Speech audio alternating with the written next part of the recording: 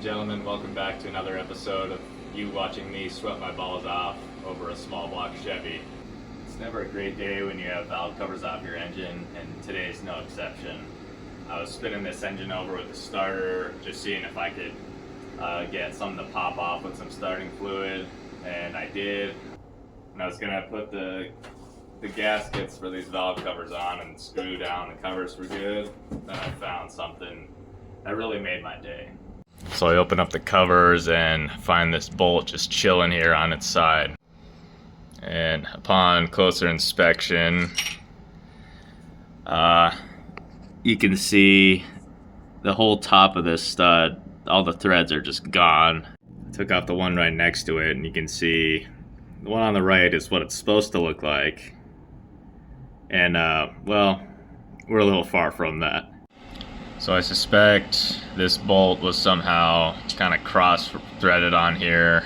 And so when this push rod came up, it just straight up ripped off all the threads. I tried screwing this thing on some different ones, and it's unserviceable. I kept pulling out these pieces of the thread. After some soul searching, I decided I'm just going to get rid of these old 624 heads. I don't want to fiddle around with pulling studs. They're just really not worth it. These are smog heads and they're prone to cracking.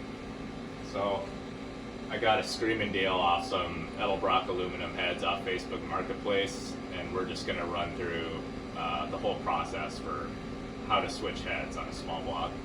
Probably going to use these old heads as maybe boat anchors or legs for a coffee table, because they're just worthless at this point. In other words, I used the strip stud as an excuse to pick up these 6073 heads off Marketplace. The owner said they had a few hundred miles. I guess we'll see about that. Luckily, he didn't pay much for them. These are the token aluminum Performer RPM heads from Edelbrock. They're a bolt-on solution to offering a substantial weight reduction while also providing a nice little bump in horsepower.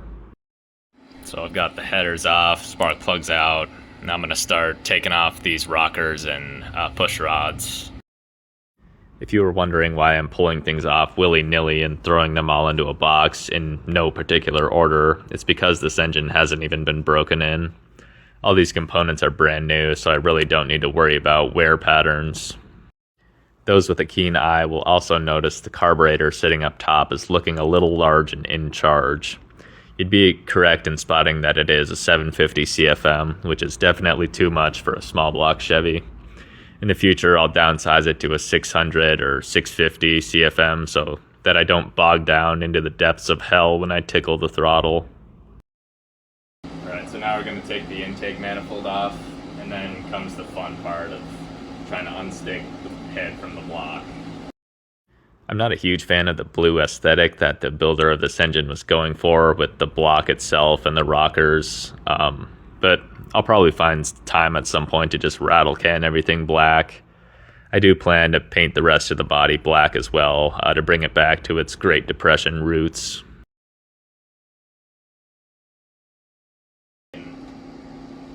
She's off to the races. Oh, these are so heavy compared to aluminum. Yeah, this engine has definitely never been ran before. Here's a look at the cylinder walls. Look basically new, no scoring, which checks out with the story the gentleman gave me. Just trying to line up these dowels here, not lose my grip on this thing.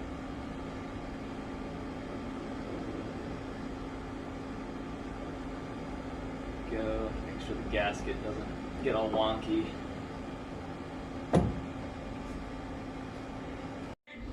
Now for the moment of truth, see if these crappy chrome ribbed valve covers fit on here.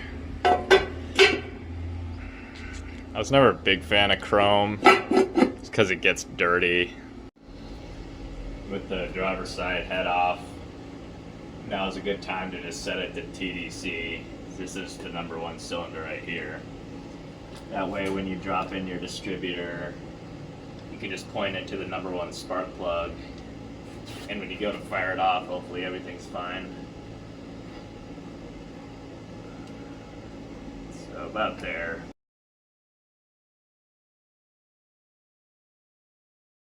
Alright, so I fast forwarded through all the boring, wrench turning, both the heads to 65 foot-pounds. And that's where you get to do everyone's favorite thing, which is scraping the old gaskets off the block and the bottom of the intake manifold.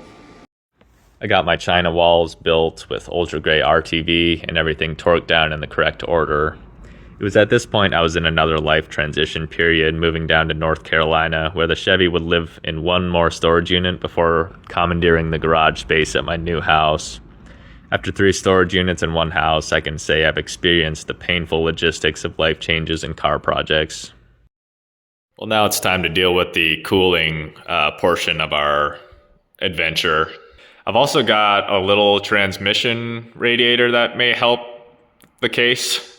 As you can see, I've acquired the most expensive quality product that money can buy for our radiator. I'm testing the small radiator by filling it up with water and seeing if it makes a mess where I make food. I think I'm gonna make a little radiator sandwich like that, because I do have a fair amount of room since the grill kind of like makes a trapezoid type shape. Just the cool little thing on this grill is it still has the hole for hand cranking, even though that was like not a thing in 1935. I'd like to come up with some cool use for it. I want to put a crank in this thing somehow. I do need to re-weld this bar that was in between the frame rails. It may have exited the chat when I was unloading the car by myself using a hand winch from Harbor Freight. That's also definitely not the reason why it's shaped like a smiley face. Connection to the radiator is going to end up being like right here. So I got to do a little loop-de-loo with the hose around the alternator.